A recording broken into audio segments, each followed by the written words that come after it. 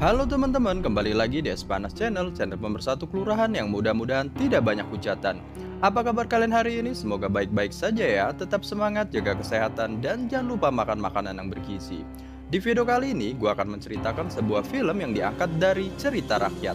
Nah, buat kalian yang tinggal di Jawa Tengah, sudah pastinya tidak asing lagi dengan cerita yang satu ini. Film ini berjudul Roro Jonggrang. Buat kalian yang belum tahu dan penasaran dengan ceritanya, yuk kita langsung saja intro.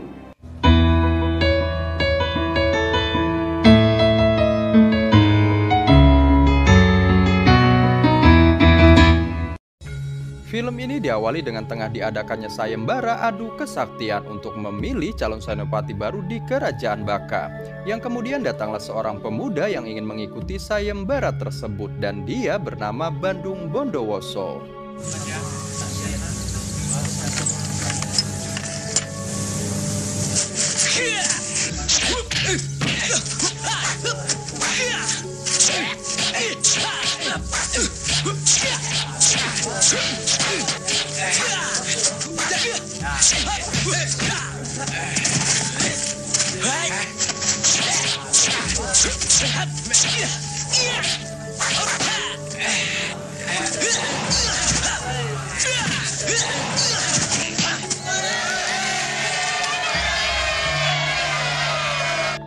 Setelah berhasil memenangkan sayembara tersebut, Bandung Bondowoso pun diangkat menjadi senopati baru di Kerajaan Baka yang rupanya ia pun langsung diberi tugas oleh Raja Baka untuk menyerang Kerajaan Pengging dan sekaligus merebut permaisurinya yang bernama Chandrawati. Baktimu yang pertama, menumpas Kerajaan Pengging dan sembahkan permaisurinya si Chandrawati itu ke haribanku. Tapi ingat, jangan sampai ada luka sedikit pun di tubuhnya. Siap, melaksanakan.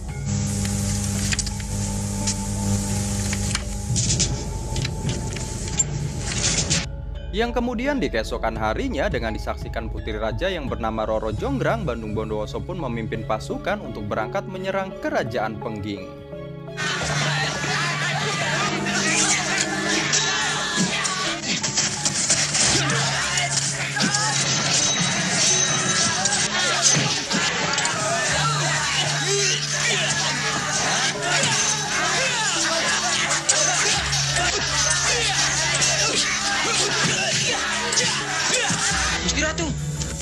Sang Prabu Damarmoyo telah menyerah. Di saat Prabu Damarmoyo sudah menyerah, Bandung Bondowoso pun masuk ke istana untuk menemui permaisuri Chandrawati. Dan di sini Bandung Bondowoso pun mengatakan bahwa Kerajaan Pengging kini sudah berada di bawah kekuasaan Prabu Baka. Dan bukan itu saja, Bandung Bondowoso pun akan membawa permaisuri Chandrawati untuk dipersembahkan kepada Prabu Baka. Demikian juga permaisurinya akan kami persembahkan kepada Gusti Prabu Baka. Sementara permaisuri Chandrawati yang tak terima dengan perkataan Bandung Bondowoso, ia pun langsung mencabut pedangnya. Namun tiba-tiba saja ia pun melihat cincin yang terikat pada kalung yang dipakai oleh Bandung Bondowoso. Apa maksudmu sebenarnya? Seorang senopati Baka memakai cincin dengan lambang Kerajaan Pengging? Dari mana senopati dapatkan cincin itu? Kalung ini pemberian Eyang Ekapati. Menurut keterangan Eyang, kalung ini aku pakai sewaktu beliau menemukanku.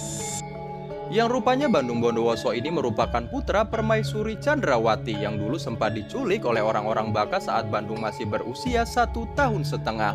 Yang kemudian Bandung pun dididik dan dibesarkan oleh seseorang yang sangat sakti. Putra mahkota Kerajaan Pengging yang hilang diculik oleh orang Baka.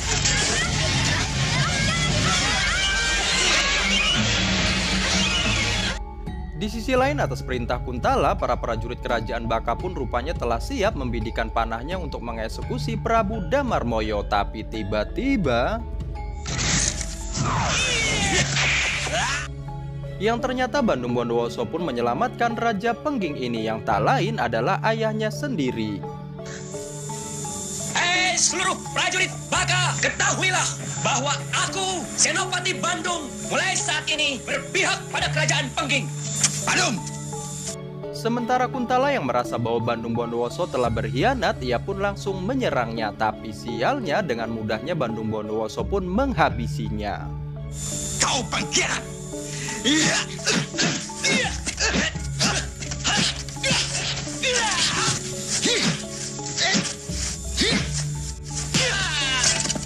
Mengabdi kerajaan Pengging atau kembali ke Baka, kalian bebas memilih. Ampuni hamba, Rama Prabu. Terimalah sembah sujud putramu ini. Tapi rupanya Prabu Damarmoyo ini pun tak mempercayai begitu saja bahwa Bandung Bondowoso merupakan putranya. Kau harus benar-benar dapat membuktikannya. Kalau benar, Anda yang terdapat pada tubuhmu. Akan tetapi setelah Bandung Bondowoso memperlihatkan sebuah tanda yang ada di tubuhnya, akhirnya sang Prabu Damarmoyo ini pun mempercayai bahwa sosok pemuda ini adalah putranya yang dulu telah diculik. Kau adalah benar-benar putraku Bondowoso yang hilang dulu. Terbukti. Kita kembali ke Raja Baka. Ia pun sangat murka setelah mendengar pengkhianatan yang dilakukan oleh Bandung Bondowoso, yang kemudian ia pun memerintahkan Gupala Raja untuk menyiapkan pasukan, karena dia sendiri yang akan memboyong Chandrawati dan juga menyeret Bandung Bondowoso. Bandung akan kuseret sampai hancur badannya. Aku sendiri yang akan memboyong Chandrawati ke sini. Gupala Raja, siapkan pasukan. Siap, Paduka Prabu. Sementara itu pada suatu malam ketika Bandung tengah akan pergi ke suatu tempat, tiba-tiba saja saat di tengah perjalanan ia pun diganggu oleh si Raja Jin. Namun bukannya merasa ketakutan, Bandung Bondowoso pun justru malah menantang Raja Jin tersebut untuk adu kesaktian. Lebih baik kita bertanding. Baik.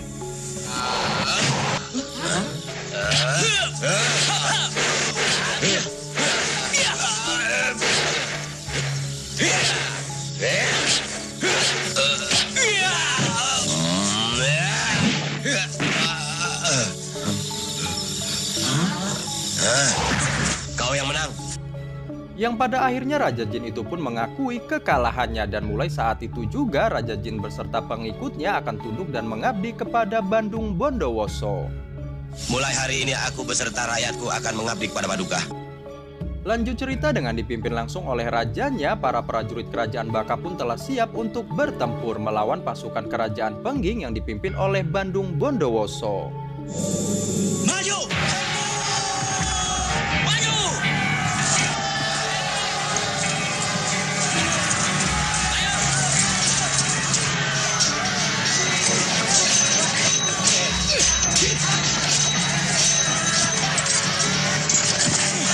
Hentikan pertempuran!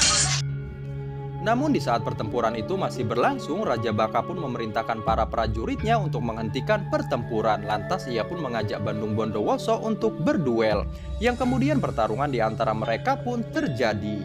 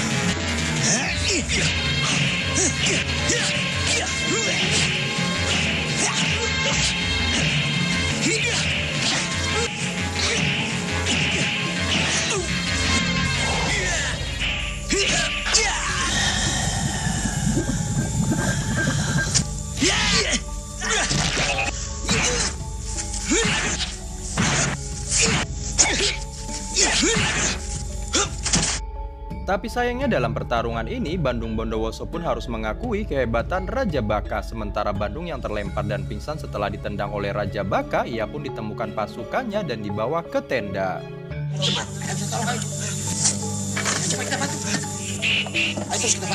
Awas, hati-hati licin, awas. Yang kemudian Permaisuri Chandrawati pun mendatangi tenda untuk melihat anaknya yang masih dalam keadaan tak sadarkan diri. Lantas setelah Permaisuri berdoa kepada Sang Hyang Widi, tak lama kemudian Bandung Bondowoso pun tersadar. Berilah putranda Bandung kekuatan, oh Sang Hyang Widiwasa. Setelah Bandung Bondowoso tersadar, ia pun merasa malu karena tak mampu mengalahkan Raja Baka. Namun ibunya pun mengatakan jika ia ingin mengalahkan Raja Baka yang sakti tersebut harus dengan cara menancapkan kerisnya di bayangan Sang Prabu tepat pada tengah hari. Punjamkanlah keris pusakamu pada bayang-bayang Prabu Baka tepat tengah hari. Ajal Prabu Baka pada bayang-bayangnya sendiri. Singkat cerita, di hari berikutnya kedua pasukan ini pun telah bersiap untuk melanjutkan pertempuran. Namun kali ini pertempuran itu pun akan dilangsungkan dengan duelnya antara Bandung Bondowoso dan Raja Baka.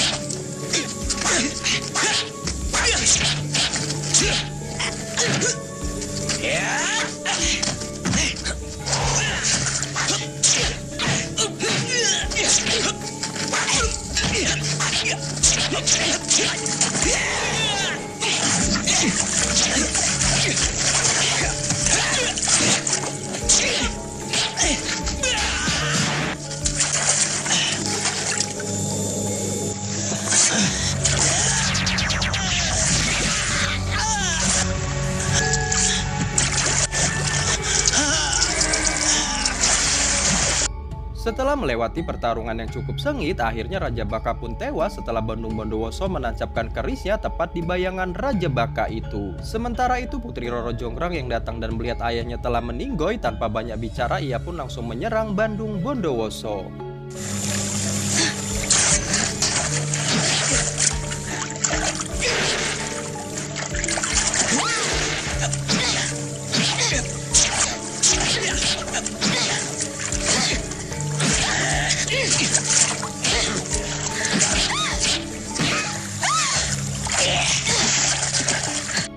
Setelah kejadian itu berlalu, Bandung pun mendatangi Roro Jonggrang yang kini menggantikan ayahnya sebagai pemimpin Baka. Dan sesuai dengan ketentuan yang berlaku, kerajaan Baka pun harus tunduk kepada kerajaan Pengging.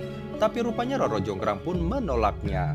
Sejak kapan Baka berada di bawah kekuasaan Pengging? Sementara Bandung Bondowoso yang mulai menaruh hati kepada Roro Jonggrang, ia pun mulai merayunya. Akan tetapi Roro Jonggrang malah pergi meninggalkannya. Putri Jonggrang, demi menghapus dendam di hatimu untuk kebahagiaanmu, segala daya akan aku pagelarkan untukmu. Tapi ternyata di hari berikutnya Bandung yang terlanjur cinta, ia pun datang lagi kepada Roro Jonggrang. Dan kali ini Bandung pun langsung berterus terang bahwa ia akan menjadikan Roro Jonggrang sebagai permaisurinya karena dirinya begitu sangat mencintainya. Tapi rupanya Jonggrang pun tetap pada pendiriannya dan meminta Bandung untuk mencari wanita lain dan meminta Bandung untuk tidak mengganggunya lagi.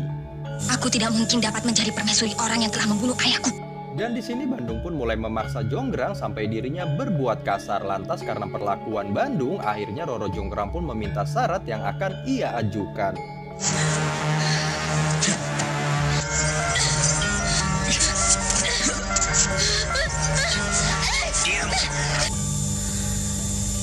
Tidak semudah itu, Barano.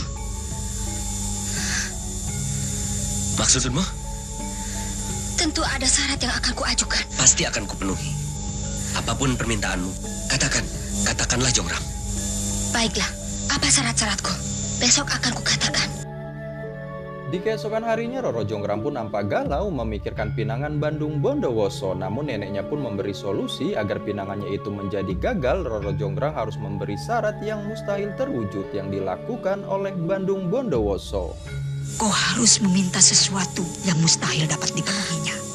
Singkat cerita, Bandung pun mendatangi Roro Jonggrang untuk menanyakan syarat yang harus ia penuhi. Lantas Jonggrang pun mengatakan syaratnya tersebut. Syaratnya adalah buatkan 1000 candika lengkap dengan arca dan harus selesai malam ini juga. Bagaimana, hai putra mahkota Pengging?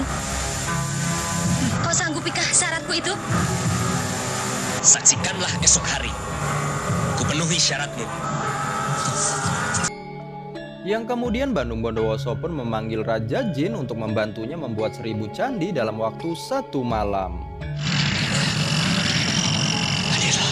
Paduka memanggil hamba. Kumpulkan seluruh rakyatmu dan buatkan 1000 buah candika lengkap untukku. Harus selesai malam ini juga. Di sisi lain Roro Jonggrang pun nampak gelisah karena dia takut kalau Bandung berhasil membuat 1000 candi. Lantas tak lama kemudian seorang dayangnya pun melapor kepada Roro Jonggrang bahwasanya pembuatan candi tersebut sedang dimulai. Gusti Ratu, pekerjaan pembuatan candi telah dimulai. Sementara itu di lokasi pembuatan candi, Bandung pun meminta Raja Jin untuk memerintahkan para rakyatnya agar bekerja lebih cepat agar bisa selesai tepat waktu. Akan hamba laksanakan. Hai rakyatku, cepat selesaikan pekerjaan kalian. Pekerjaan tinggal 1/4 lagi. Bagus. Sementara Jonggrang ia pun bertambah gelisah setelah mendengar laporan kalau pembuatan candi tersebut sudah lebih dari separuh. Tapi rupanya sang nenek yang cerdik ia pun memberikan siasat kepada Jonggrang agar Jonggrang memerintahkan pasukannya untuk membangunkan seluruh rakyatnya untuk membakar jerami dan menumbuk padi sebagai tanda bahwa hari sudah pagi. Perintahkan mereka untuk membakar jerami seluruh rakyat Baka dan menumbuk padi sebagai tanda hari telah pagi. Yang kemudian apa yang diperintahkan sang nenek langsung dilaksanakan, yang mana para pasukan Baka membangunkan seluruh rakyat dan melaksanakan sesuai yang diperintahkan.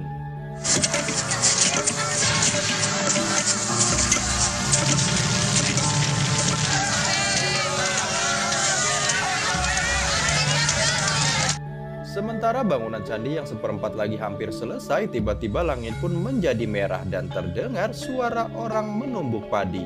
Sehingga Raja Jin dan para pengikutnya pun menghentikan pekerjaannya dan pergi meninggalkan Bandung Bondowoso. Hari telah pagi, kami tidak bisa melanjutkan pekerjaan ini. Bandung Bondowoso yang mencoba menyelesaikan pembangunan candi sendiri, namun sampai matahari bersinar tetap saja tidak selesai.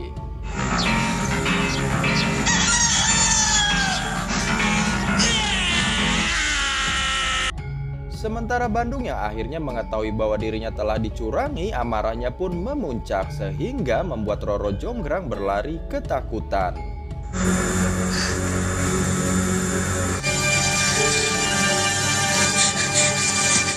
Yang kemudian Bandung Bondowoso pun mencabut keris pusakanya dan karena saking emosinya Bandung pun mengutuk Roro Jonggrang menjadi candi termegah dan terlengkap di antara 1000 candi lainnya, dan kemudian film pun selesai. Jadilah kau candika pelengkap dan termegah di antara segalanya.